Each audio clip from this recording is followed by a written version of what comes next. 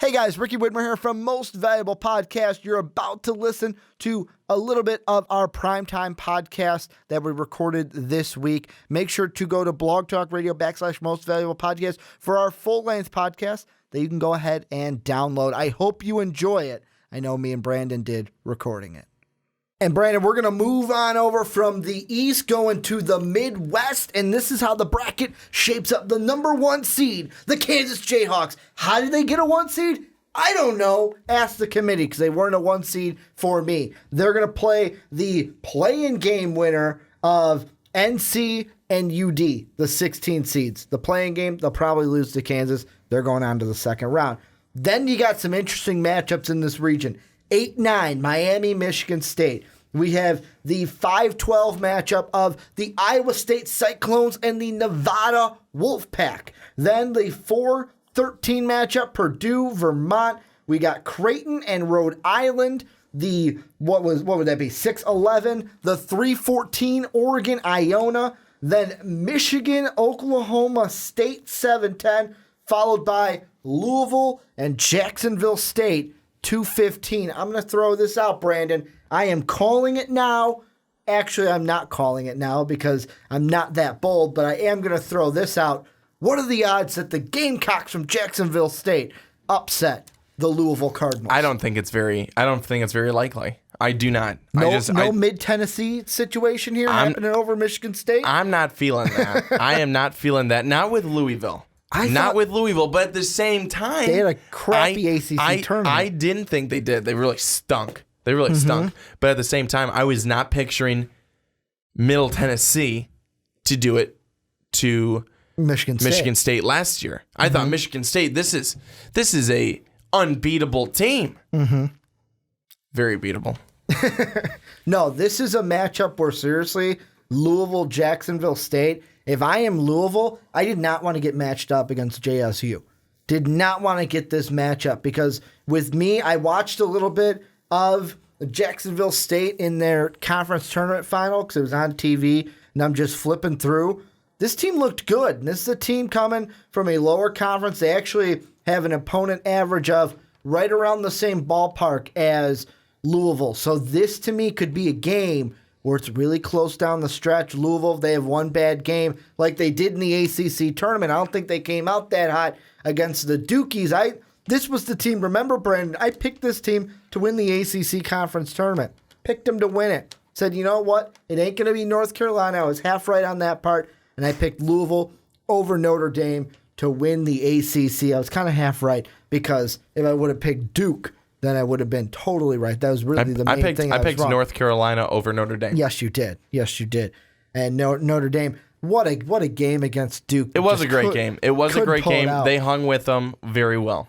But the two matchups that I look in this region, of course there's a ton, but the two toughest matchups and the two that I can't wait to watch, the 8-9 matchup, Miami and Michigan State. And then we've got the 7-10 matchup of Michigan and Oklahoma State. I'll tell you, I'll raise you those two, and I'll tell you the interesting matchup that I think we might see in this region is the 4-13 with Purdue and Vermont. And I say that because Purdue with a really, really bummer of a Big Ten tournament. I mean, things did not end the way that they would have liked them to against Michigan. And Michigan, yes, very good, especially here towards the end, really heating up. I mean, on fire and fuego. But Purdue is a team, again, last year, everything seemed like it was going to go fine, and then poof. Little Rock, Arkansas was there and knocked them right off. And this is the same type of game, I feel like, that we had last season.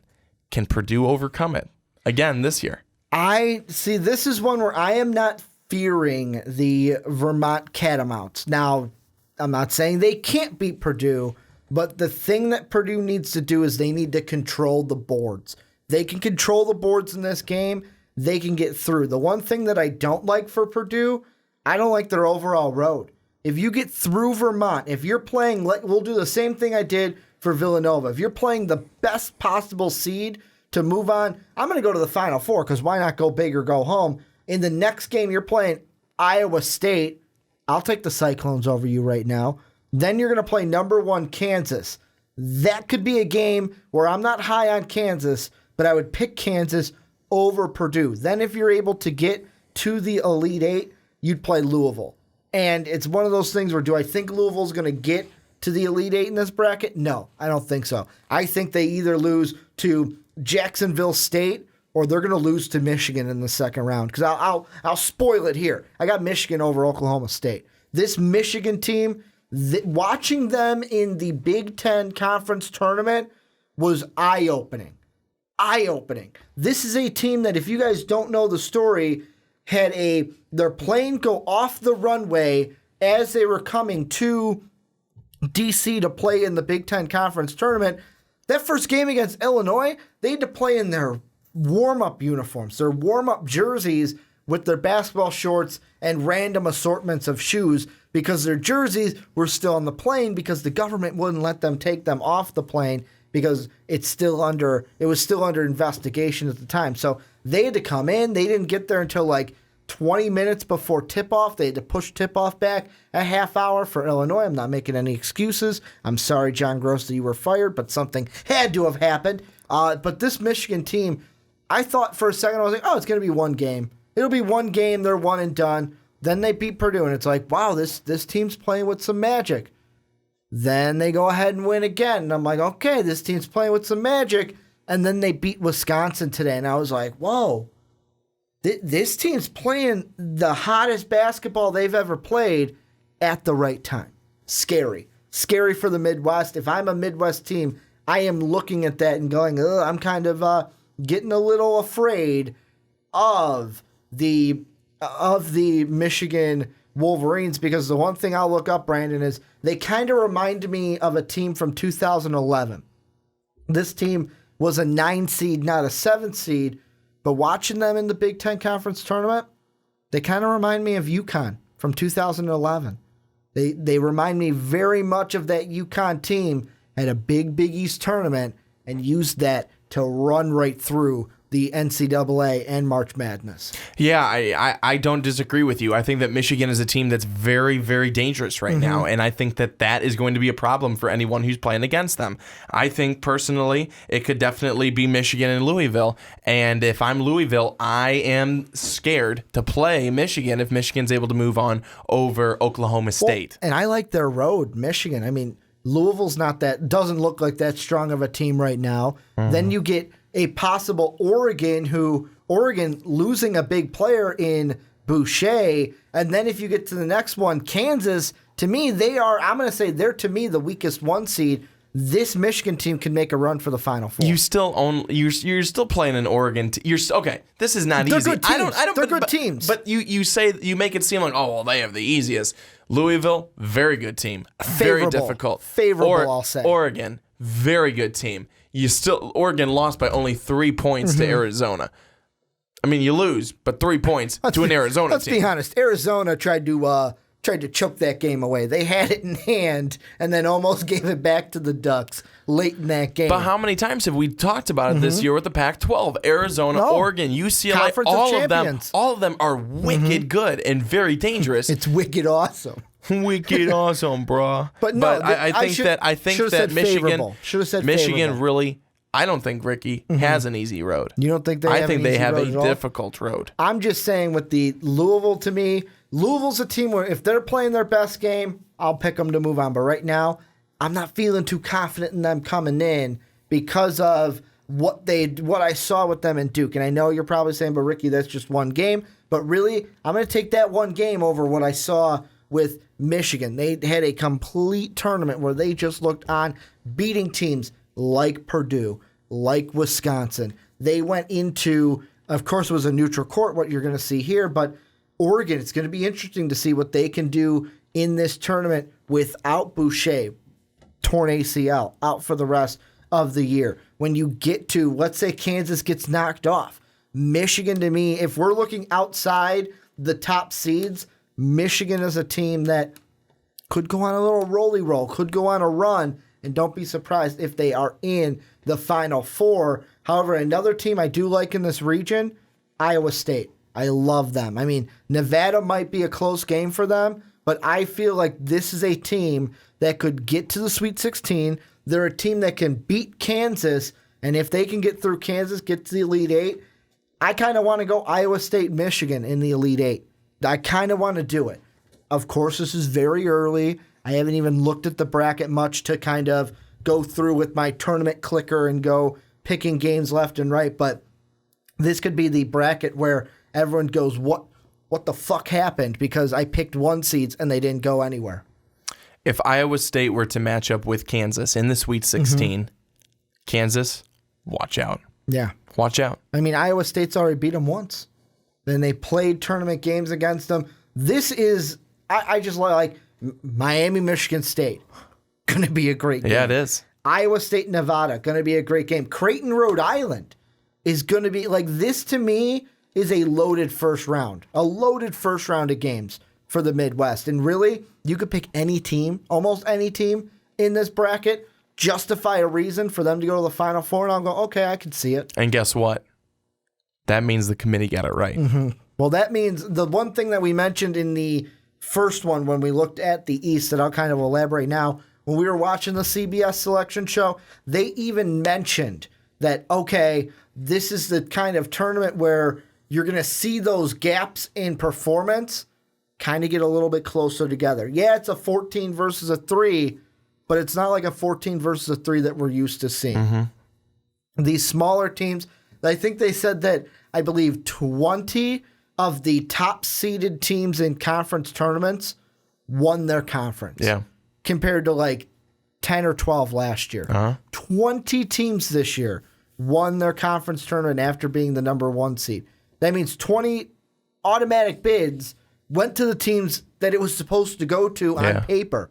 I can't wait for this tournament. Yeah, I'm so excited. Thursday cannot come soon enough. Give me a matchup you're looking for in this Midwest. That you already gave me Purdue, Vermont. Give me another one.